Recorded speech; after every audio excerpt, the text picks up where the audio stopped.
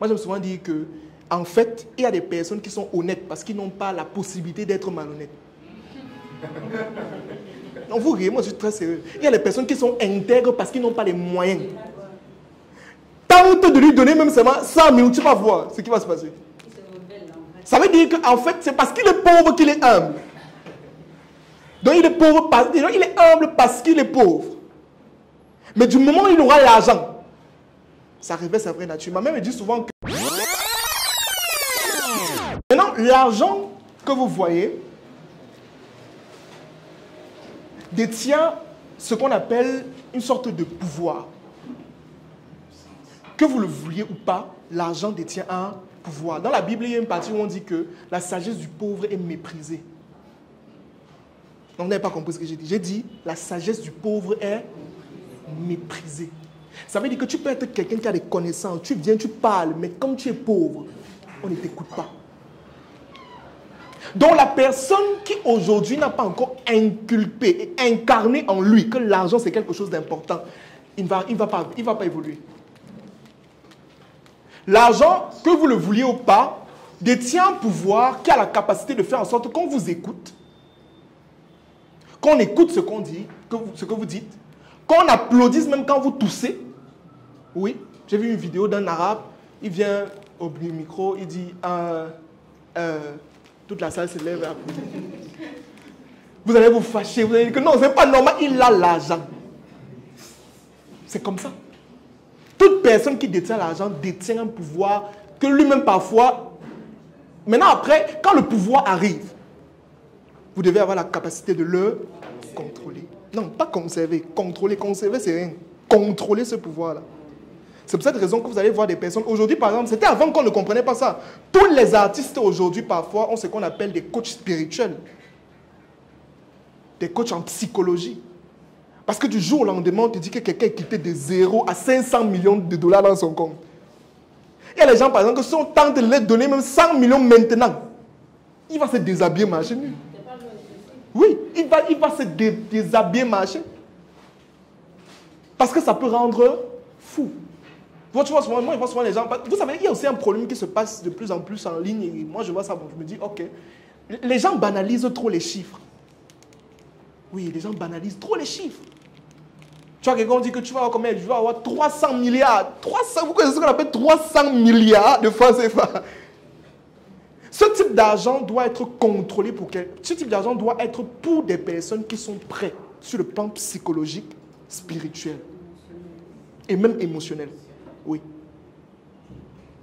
Quand l'argent te surprend, tu peux devenir une autre personne. Moi, j'aime souvent dire que, en fait, il y a des personnes qui sont honnêtes parce qu'ils n'ont pas la possibilité d'être malhonnêtes.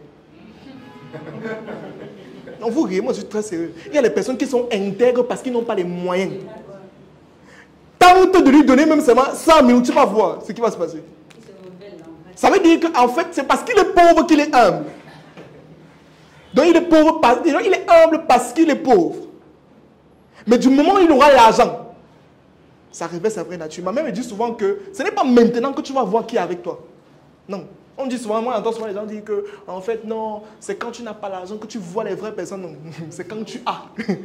C'est quand tu as l'argent que tu vois qui est qui. Tu vas savoir que non, la personne, je peux marcher avec elle, non, je ne peux pas marcher avec lui, non, non, non. Mais du moment où tu n'as pas, non, quand tu n'as pas, tu fais pitié, non. Tout le monde est là, ouais, ça va aller, on se moque de rien. Mais les gens se moquent de rien, mais devant, on va dire, ouais, ça va. Mais du moment où tu as l'argent, puis encore, si tu es peut-être l'une des personnes dont l'étoile brille dans la famille d'un seul coup, ah, tu es fini. Si tu gagnes l'argent, tu vas connaître. On dit souvent que si tu ne connais pas tous les membres de ta famille, ça veut dire que tu es encore pauvre. Oui, oui.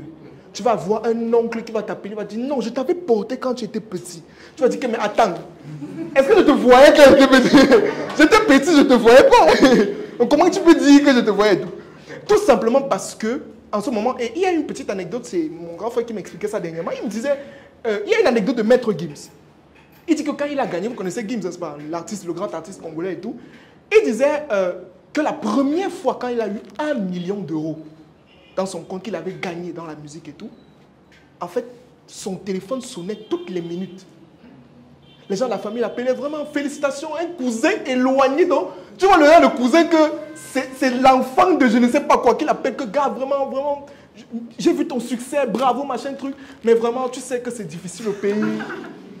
Il faut quand même que tu envoies quelque chose, Lui aussi, naïf, dans le début, il se disait, si je refuse, ce n'est pas bien. Donc, il donnait. Comme ça, donc ça dit, presque chaque jour, il donnait quelque chose. Ça a pris qu'il reste, il se dit, mais attends un peu, qu'est-ce que je suis en train de faire là? Et à la fin, il donne une leçon très importante. À un moment donné, quand vous avez de l'argent, vous allez être détesté. Ne vous inquiétez pas, vous allez être détesté. Parce que tu ne peux pas aider tout le monde.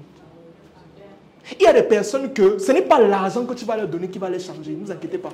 C'est une question de mentalité. Il y a une personne que tu vas prendre dans la famille. Tu vas voir l'argent. Il y a une personne que tu vas prendre dans la famille. Tu vas lui donner 1 million. 3 jours après, il va venir encore te demander.